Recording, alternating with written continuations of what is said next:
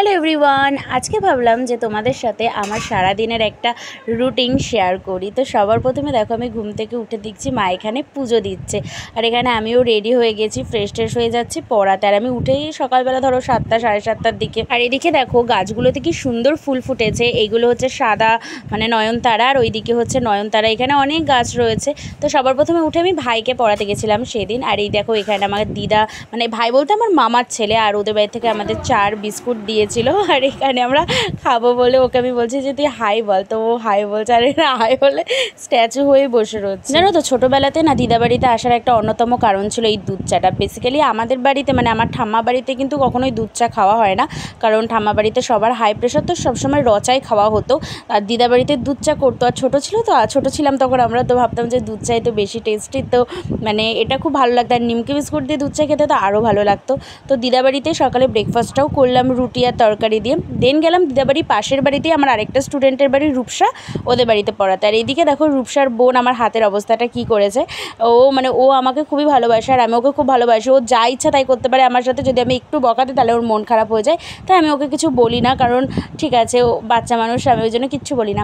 তারপর রূপসাদের বাড়ি থেকেও আমাকে এই টিফিনটা দিয়েছিল।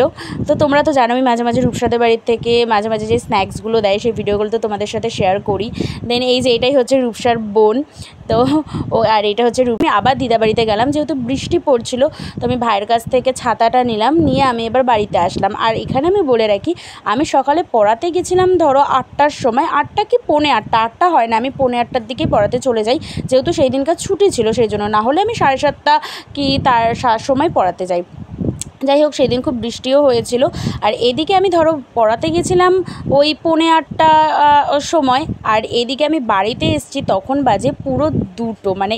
আর এই যে দেখো এটা হচ্ছে আমার মা, আমার মামার উপর রাগ করেছিল। এই এতগুলো ঘন্টা আমি মাত্র দুজনকেই পড়িয়েছি। এবার তোমরা ভাবতে পারো যে আমি দুজনকে এতক্ষণ কেন পড়ালাম। দেখো আমি না সবসময় বাড়ির থেকে একটা জিনিস ভেবে যাই, যেই দিনকে বেসিক্যালি ওদের ছুটি থাকে, যে আমি আজকে এই করব।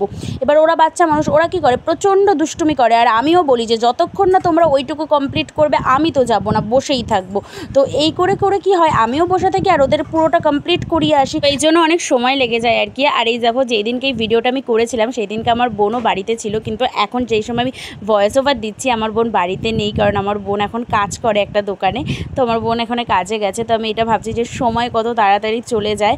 এই ভিডিওগুলো অ্যাকচুয়ালি স্মৃতি হয়ে থেকে যায়, এটাই হচ্ছে কথা। আর এই জন্যই আমার ভিডিও করতে এত ভালো লাগে, যে সময় চলে যায় বাট সেই স্মৃতিটা সবসময় রয়ে যায়।